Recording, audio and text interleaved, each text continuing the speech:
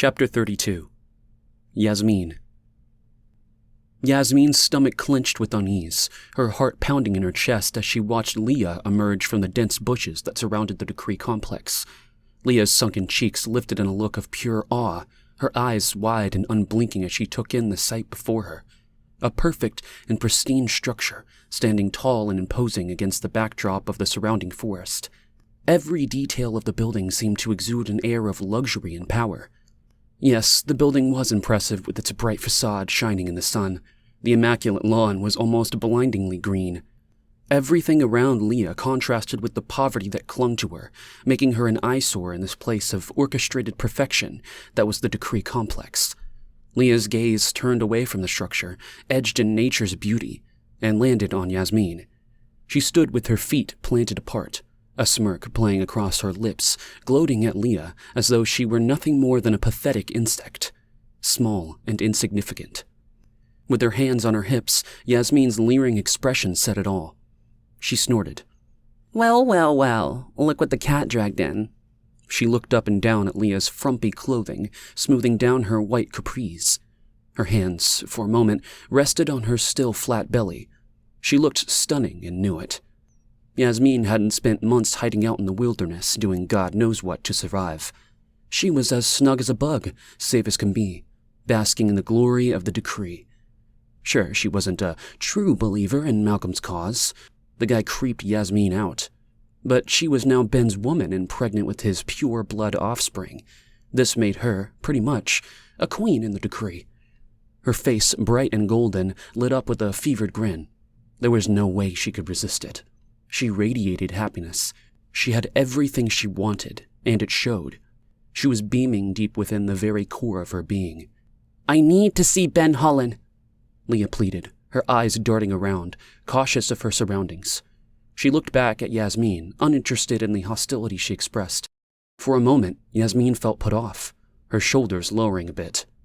What the hell? She'd slept with the woman's husband, yet Leah stood there, eyes shifting around, terrified, like she didn't even know who Yasmeen was. Composing herself, she threw back her dark, loose curls with a smirk. Ben doesn't want to see you, she declared, with an authority she didn't have. Did Leah understand the risk she was taking by being here? How dangerous it was? If Malcolm found out, he would flip.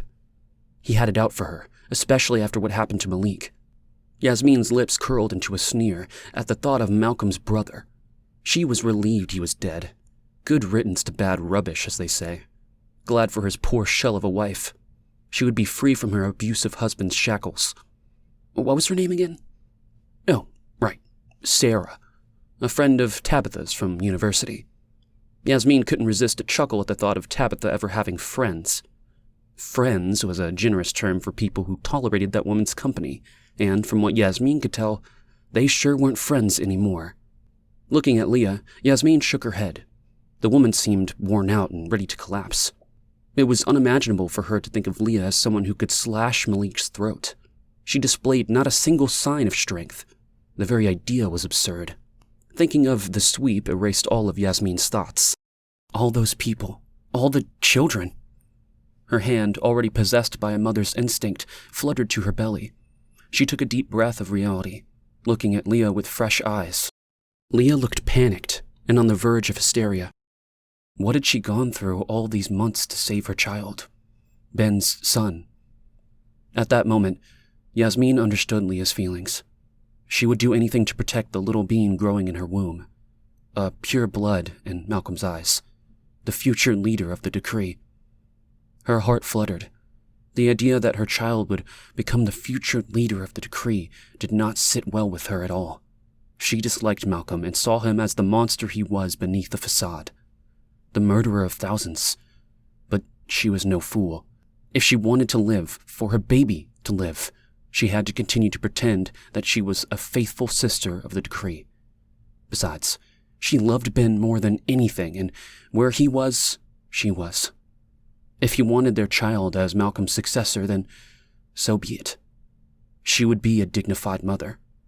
Listen, Yasmeen softened, realizing she and Leah weren't that different. They just chose opposite sides of the war. Do yourself a favor and make yourself scarce.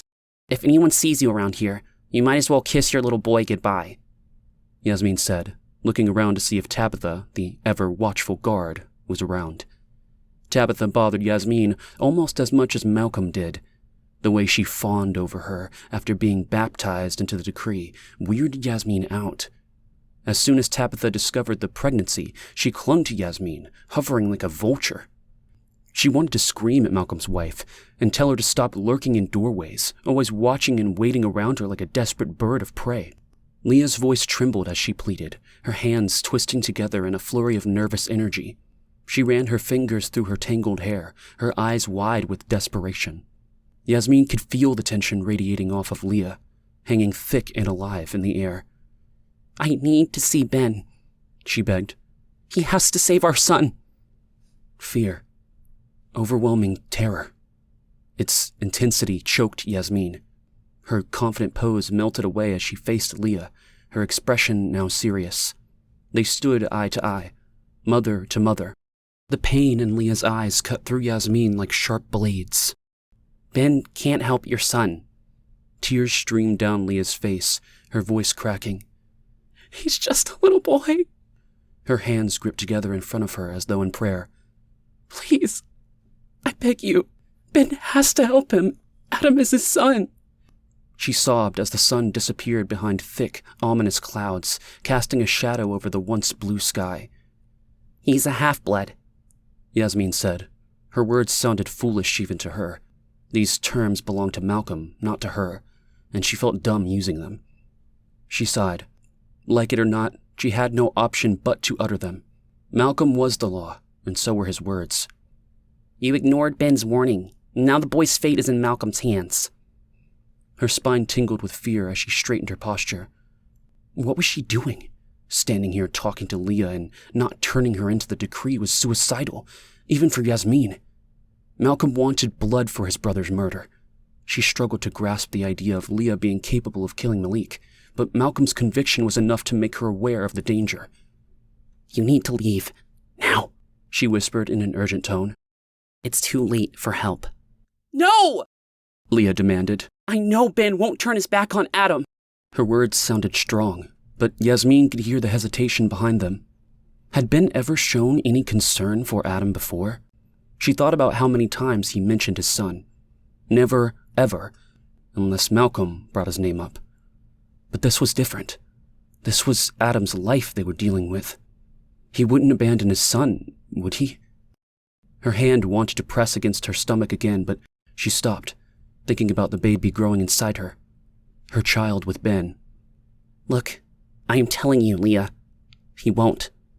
A strange look crossed Leah's face, as though hearing her name coming from Yasmeen's mouth left her in a state of shock and surprise. No, that isn't possible. Tears welled up in Leah's eyes as she shook her head, trying to hold them back. Yes, it is. No child who isn't pure blood can... Yasmeen paused. Stating the obvious was pointless. Leah knew. You are not a part of the decree. You insulted Malcolm and made him look weak in front of his people. Worse, he thinks you killed his brother. Now he is furious and needs to make an example of you. What? His brother? A moan escaped Leah's lips, and she half turned to leave but changed her mind and pivoted back to Yasmeen. Adam is not a half-blood anything, she said through clenched teeth, pointing a shaking finger at the surprised Yasmeen. Dirt particles were visible, sticking to Leah's broken nails. And I have killed no one, ever. I don't even know who you're talking about. The sight of Leah standing there, covered in dirt and seething with rage, triggered something inside Yasmeen. Ben had forewarned Leah about the consequences, but she ignored it. If Leah had listened, her child would be protected. Adam is Ben's son. He must help him. Leah bellowed once again. I am having Ben's son. Yasmeen burst out, shocking herself. Startled, Leah moved backwards. Seeing the confusion on Leah's face, Yasmeen couldn't help but feel a hint of satisfaction. Well, I don't know that it's a boy, Yasmeen rambled, trying to compose herself. But yes, Ben and I are expecting, she repeated, her tone laced with smugness. This child is pure blood. I don't understand. Leah stood back, her eyes searching the rolling green grass that stood out, lush, behind Yasmeen. That makes no sense. Dawning spread across Leah's face. You are her. The woman in my bed. What? Yasmeen replied, feeling a bit put off. Was she kidding? Did she just realize who Yasmeen was? She had to be kidding. What don't you understand? Ben has moved on without you.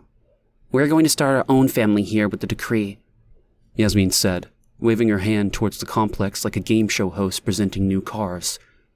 Leah's eyes held a sympathetic expression. This only fueled Yasmeen's anger. She couldn't believe Leah, standing there in tattered clothes, begging for Ben's help, felt pity for her. That's not possible. It just isn't. Leah's voice was slow, as though stating facts to a berated child. Well, it is possible. Yasmeen folded her arms across her swelling breast, not enjoying how this conversation was playing out. I'm almost 3 months along. You want the only one capable of having Ben's child. Leah's forehead wrinkled in confusion, as if she was remembering something Yasmeen didn't know. Her heart started racing, and she felt an overwhelming urge to flee. How is it possible when Ben had a vasectomy a year after Adam was born? Leah paused and swallowed. It was after I had a pregnancy scare. Ben was furious, freaking out that I tried to trick him. Yasmeen stood cemented to the ground, her body turning cold. I remember how miserable he was after the procedure. He sat with a pack of frozen peas between his legs for well over a week, complaining the entire time. I was damn lucky I wasn't pregnant. Later he started going for sperm tests, stating no woman would fool him again. Leah looked at Yasmeen with empathy, which infuriated her. I know Ben. He didn't go through all that just to have a reversal later. Unfortunately, Ben can't be the father. It's impossible. A dark cloud descended over Yasmeen's body. Blood drained down to her toes, leaving no feeling, just cold and dead. Vasectomy? Ben never told her he had a vasectomy.